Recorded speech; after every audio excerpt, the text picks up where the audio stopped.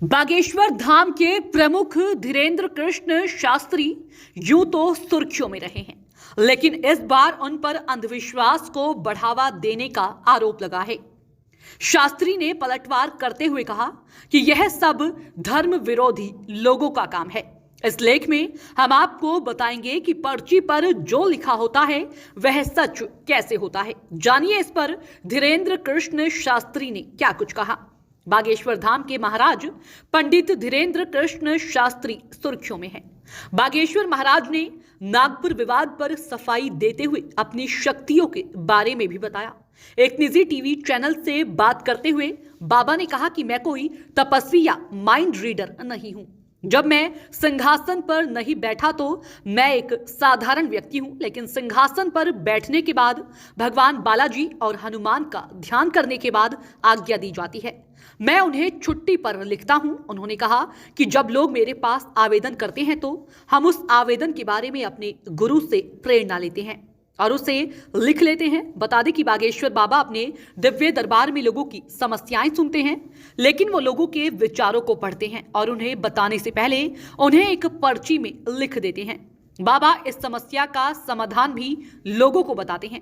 बाबा के दरबार में आने वाले लोगों का कहना है कि बाबा सिद्ध पुरुष हैं। आपको बता दें कि छत्तीसगढ़ के रायपुर में इन दिनों बागेश्वर धाम सरकार की कहानी चल रही है।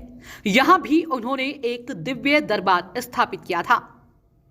मैं हनुमान का भक्त हूं, पंडित धीरेन्द्र कृष्ण शास्त्री।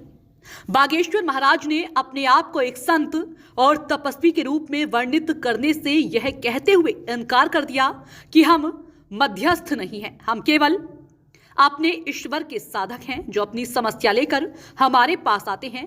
मैंने कभी नहीं कहा कि मैं जादूगर नहीं हूं। उन्होंने कहा कि मैं एक इंसान के तौर पर किसी के साथ भेदभाव नहीं करता। मैं लोगों की अर्जी पर क्या लिखता हूं, उनका निर्देश हमें अपने गुरु से मिलता है। वे जो कहते हैं उसे हम पर्ची पर लिखते हैं। लोगों का यह मानना है कि वे खुद कहते हैं कि यह मेरी समस्या है। अब लोग खुद तय करें कि मैंने जो कहा वह सही है या गलत।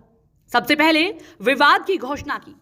बागेश्वर महाराज ने कहा कि मेरे साथ साजिश होगी, इसके लिए मैंने पहले ही ऐलान कर दिया था। उन्होंने कहा कि जब से मैंने धर्मांतरण के खिलाफ अभियान चलाया है तब से मेरे खिलाफ साजिश रची जा रही है, क्योंकि मैंने उनके मंसूबों को नाकाम कर दिया। उन्होंने बताया कि मेरे दरबार में लोग भूत प्रेत और विघ्न लेकर आते हैं। मैं अपने भोले भाले हिंदुओं को यह बताने का प्रयास करता हूं कि सनातन धर्म के मंत्र इतने शक्तिशाली हैं कि भूत विघ्नों को दूर कर सकते हैं, इसलिए आपको घर लौटना होगा। बागेश्वर धाम के प्रमुख धीरेन्द्र कृष्ण शास्त्री यूं तो सुर्खियों में रहे हैं, लेकिन इस बार उन पर अंधविश्वास को बढ़ावा देने का आरोप लगा है।